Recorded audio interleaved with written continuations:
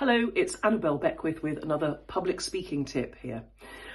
When we think about people who sound confident, who have confident voices, if we really pull apart what exactly are they doing, what does their voice actually sound like, we will tend to find that they are people who have a lower register of voice.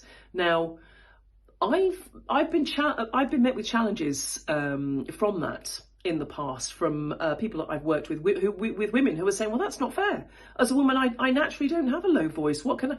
And it's like, listen, I'm really sorry, but it's just one of those things. It's not a matter of choice. This appears to be how we are hardwired as human beings and as higher level primates. If we look at other primate species, whether it's gorillas or gibbons or, whatever, it is the creatures, it's the animals that have a lower voice that tend to be the ones that get to more authoritative positions within the troop. It's just one of those things. Anyway, so it's not supposed to be a political point. But it's a thing. Lower registers of voice tend to be accepted as having more authority and gravitas.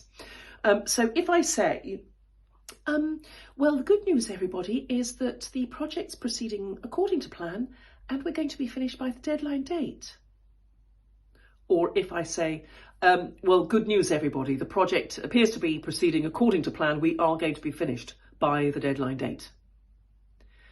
99 times out of 100, people will say that it's the second version that sounds more confident, sounds more credible, sounds more believable. The only thing that I've changed really is where I have pitched my voice.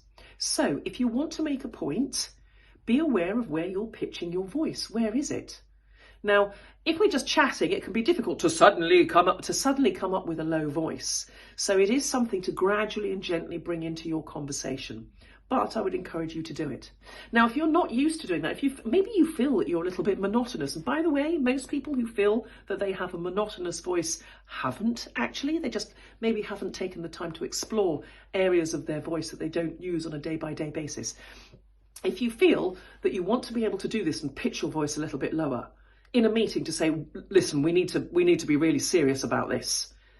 People are going to go, oh my goodness, it's a serious, rather than we need to be really serious about this, where the tone of voice doesn't actually match what you're actually saying. If you want to be able to do that, here's a little exercise for you.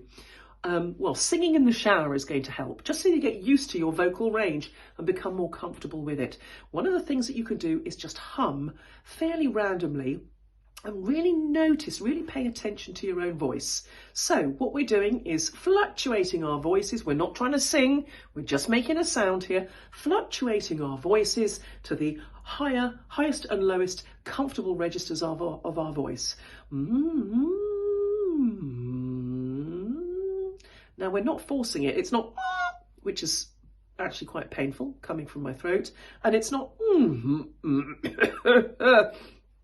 you're not forcing it down there. It's a comfortable, If I wanted to, I could talk all the way up there. Now, unless I was talking to a very small child or perhaps petting a puppy or something, I might not want to, but I could.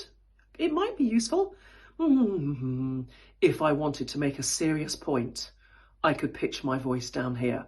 All the way up here, all the way down here. Just play with it. Play with it.